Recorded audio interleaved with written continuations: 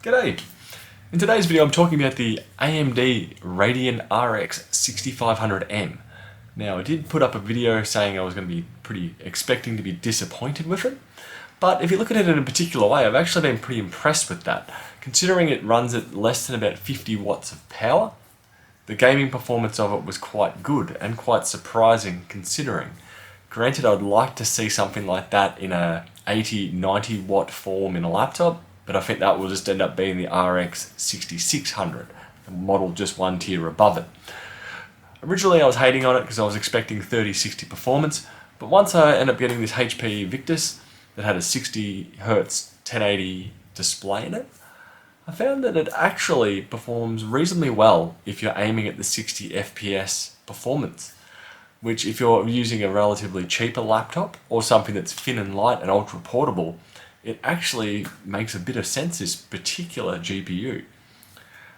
I found that with the performance being adequate on a 60 or good on a 60 Hz display, on a 120 or 144 Hz display it would have been quite underwhelming, as it couldn't push up to beyond 60 FPS in a few games that were tested, where I could imagine this being or going into something similar to, I think it's the G14, where it's a small thin and light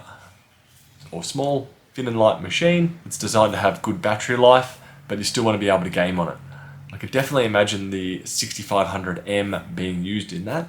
Granted, it got absolutely trashed in the desktop world, rightfully so, but in the laptop world I do see it could have a useful existence down the line, especially competing against something similar to the RTX 3050, which I see as pretty much junk in comparison.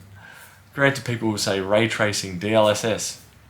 You're not ray tracing on a 3050. Don't kid yourself. You're not going to do it. The games are going to run like crap. It's not going to be worthwhile doing that, especially with 4GB of VRAM.